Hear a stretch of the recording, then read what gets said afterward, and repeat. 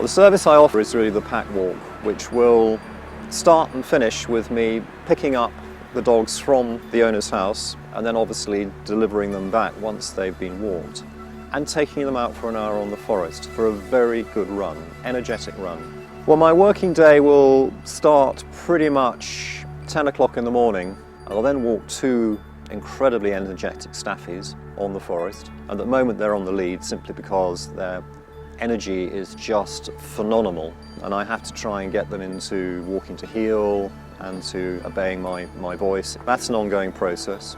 From there I shall have the pack walk with 3 Labradors who are all off the lead, and I'll probably finish the day with 4 greyhounds in Forest Row. This is absolutely my full-time occupation now, and I love it. Do I put them on the lead or keep them on the lead? At first, yes, I have them on the lead until I can really establish a bond with them.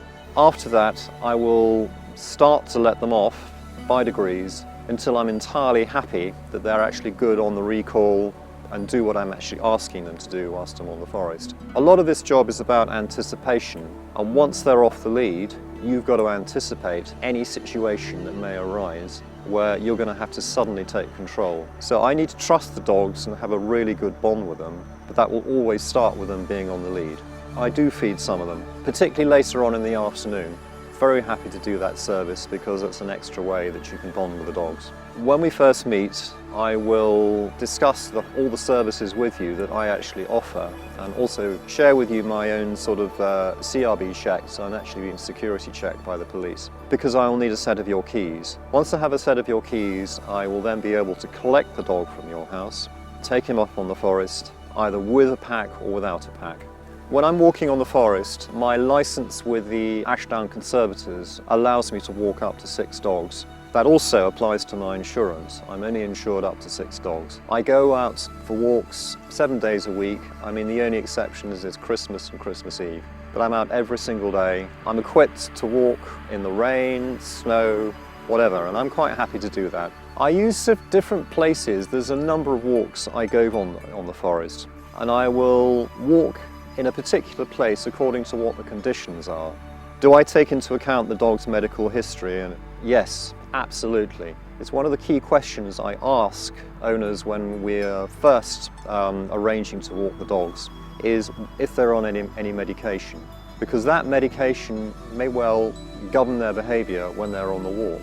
But by and large, I mean, it is suitable for all dogs' walks. Medication should have no impact, but it is something that I need to be aware of. I do work with the vets. I know the vets down at Medivet particularly well, because I do offer a service where I will pick up prescriptions for dogs. And a lot of the dogs that I do this for, I know their history pretty well. There are a lot of dog walkers.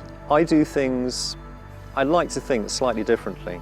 For example, one of the things I'm very keen on, and that's based on my experience when I was very young, where when we took the dogs out, we always had them in the back of a large estate car. That way that they know exactly where they're going. They can really sort of be part of whatever it is, rather than actually being let out of the back of a closed van into an environment which is like, oh, we're here, what's that? Yeah.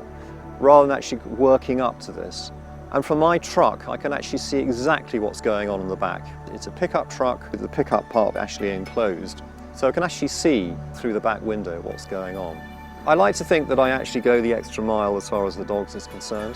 Once I'm on the walk, I will, if necessary, work with them in a particular way to actually build their confidence, socialise them, and occasionally actually even train them.